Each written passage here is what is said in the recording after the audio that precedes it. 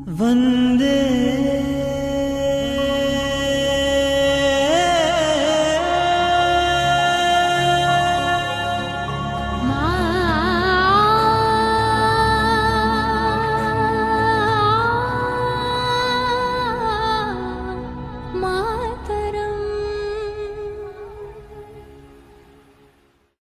Hi everyone, I'm Anila and today I'm speaking about Operation Blue Star, which happened in 1984 and is when India's Prime Minister of the time, Indira Gandhi, launched an attack on the Golden Temple and thousands of Sikhs were killed. Some say that Gandhi was trying to wipe out Sikh separatists who wanted an independent homeland called Khalistan. Some say that Janal Singh Pindrawala, who strongly opposed Gandhi's policies and had set up base from inside the Golden Temple, was a terrorist. And some say that actually he was trying to create a better nation under a dysfunctional government and was spreading the true word of Sikhism. Now, this short documentary isn't about who was right or who was wrong. Recent reports have revealed that Margaret Thatcher was involved in advising Gandhi on how to run Operation Blue Star, and this revelation has led to uproar among British Sikhs.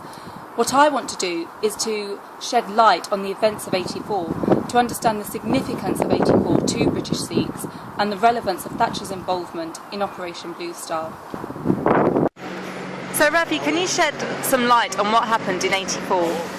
Yeah, Harmandir Sahib, which is in English the West known as Golden Temple, was invaded by the Indian military and thousands of innocents lost their lives, as well as huge structural damage, and the Kal Taksa was basically blown apart, and to this day, 30 years on, still lives in our memories.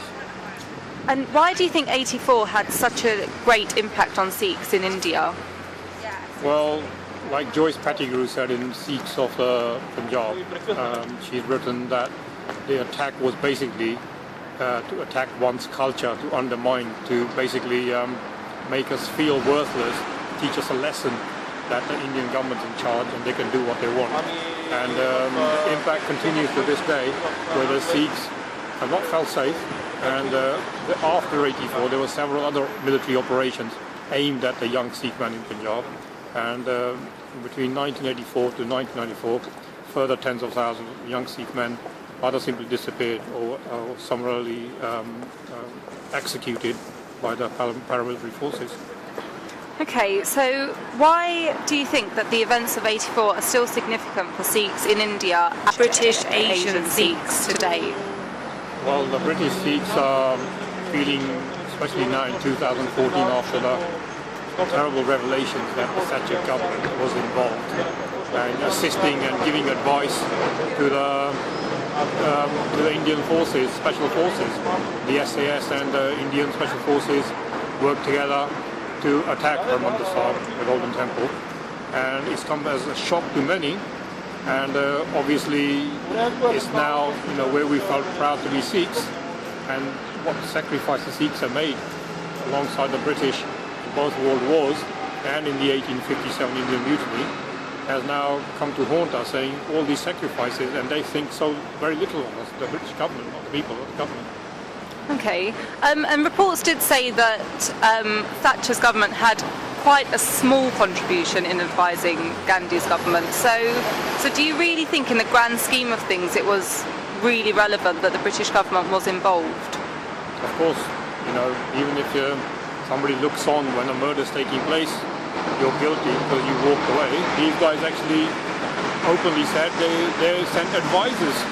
Advisors could be anything, advising how to blow buildings apart, or how to deal with the ammunition, how to be more lethal. So it was military advice, and they can't get away from it, and they are guilty as the Indian government. Okay, and you're the founder of Khalsa Aid. What is Khalsa Aid's connection with 84? Well, Khalsa Aid has been assisting those affected directly after the events of 1984.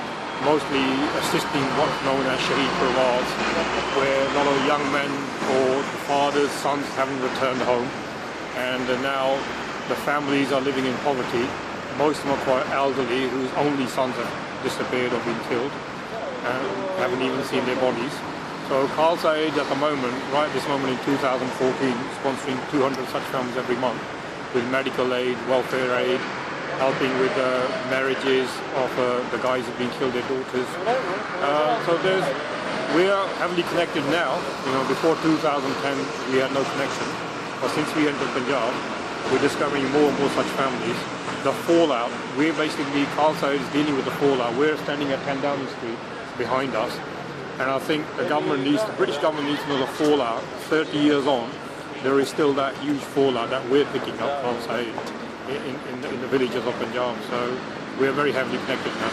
And how long do you think it will take for Sikhs in India and British Asian Sikhs to kind of recover from the events of '84? You can never recover from events of '84. It will always be fresh in our minds, just as the other massacres throughout young history. So there'll never be a recovery. Maybe there might be some justice if we can get some justice for those who have been killed and how they've been killed, and some sort of truth coming out, how they were picked up and what systems were used to torture and to make young men disappear, and who was the guilty ones, and punish those guilty ones who carried out such acts. But there will never be a recovery. There never is a recovery in such case. Thank you. Do you feel that the events of '84 are relevant and significant to you as a Sikh and as a British Sikh? And if so, or if not, can you tell me why? As a British Sikh, I've been to the Golden Temple or the Harmandir Sahib, and I've seen the tranquility and the peace which I got being there. Knowing in 1984 that the amount of casualties or the civilian casualties which happened were a lot more than the militants or the actual military presence there is just profound. A place which is meant to be a place of worship for the whole of humanity, not just for Sikhs, shows me that this operation which happened was something that was planned and was to have a blow at the Sikhs' conscience. As a British Sikh, we need to know where we've come from, what's happened and what hasn't happened. And 1984 is something that wasn't something small, it was something big, and it has had a huge impact on everyone. So it is something that is relevant till this day, because it's only been 30 years. It's only been 30 years since the attack had happened. So it's not something that was 100 years back. It's something that's recent. So we all need to go out and research on 1984 because it is relevant today. I know that the events of '84 had a big impact on Sikhs at the time, as thousands were killed, but I never realised that it had such a great impact that there's now an organisation called Seva 84, which you are the director of.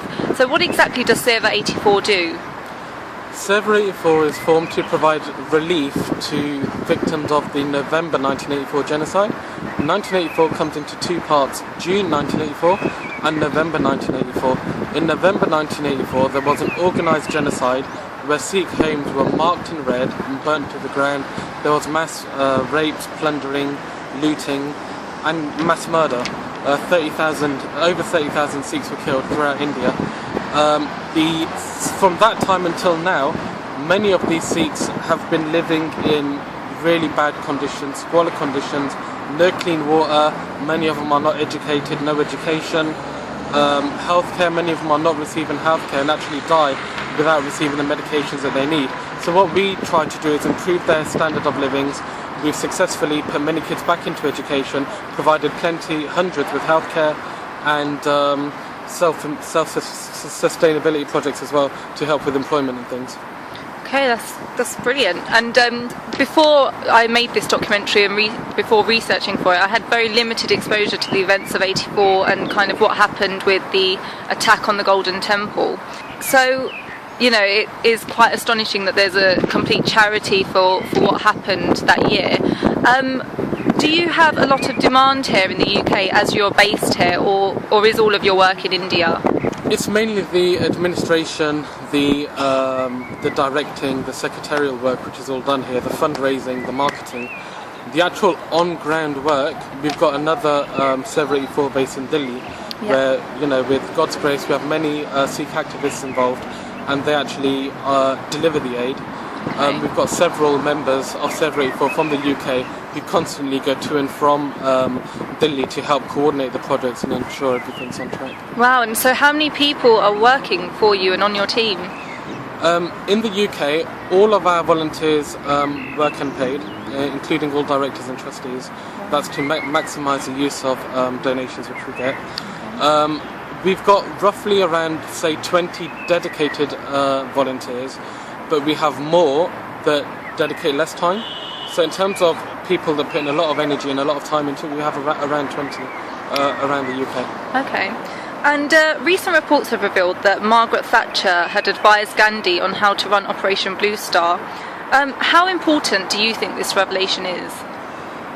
I think it's very, very serious, and the reason why I say that is the Harmandir Sahib, which is in the heart of every single Sikh, wherever they are around the globe, when such a sacred place is attacked, it affects all of our hearts. To know, as a British Sikh, to know that our government, or say our Prime Minister, had a hand in it or knew what was going on, or whatever. Even now we don't know exactly the full extent of Britain's role. I feel very betrayed, considering the contribution Sikhs have given to the UK, not only in World War II, but in more recent times. When you look at the flood work, many aid organisations like SWAT and others provided amazing relief around the UK. During the riots, there was many Sikhs protecting all places of worship, not only of the Sikhs, and also streets. These are our values, you know. We are proud to be British, but when we found out of Thatcher's involvement, that did affect our personally, from my experience, it did make me a little bit less proud of being British because of those actions, and we do still need answers. Okay, so you would say that it's the uproar by British Sikhs after this revelation is justified? 100% justified, because Sikhs have had no closure. Right. Even now, it's the trauma. I think Sikhs are only just now getting over the trauma of what's happened. Okay. So in all this time, the shock, even the full extent of killings are not known. I can give you a couple of examples. Well, I'll give you one example. When you look at the November genocide, people say, "Oh, the Sikh pogroms or the Delhi massacres." This is totally wrong, because the killings of Sikhs were not just in Delhi, and we know because we've provided aid to Sikhs that were killed elsewhere outside of Delhi. Secondly, it's wrong to call it pogroms, because the word genocide is legally defined, and if you look at the legal definition of genocide, that's exactly what it was. So when you know, these technicalities are important in order to keep us on the right track of getting justice, because we need to all be on the same page and understand what happened, that in November '84 it wasn't just pogroms in Delhi, it was a national genocide. And same with what happened in 1984. We can't move on until we know what happened. What was Britain's involvement? You know, what was Margaret Thatcher's full role during that time? So how relevant do you think it is that Thatcher gave Gandhi some advice on how to run Operation Blue Star? I personally believe it is too late to explore this now. We need to focus on the people who are still suffering from the aftermath. Both Indira Gandhi and Margaret Thatcher are dead, so let bygones be bygones and move on, and that's what I feel my faith teaches me. It's a massive relevance. The relationship between Thatcher and Indira Gandhi was not really shown as much to the Sikhs who were born after the events of 1984. We don't really know much about it, but the fact that certain events, that an SAS officer went to Amritsar in December 1983, 6 months prior to the attack, to provide advice, is profound.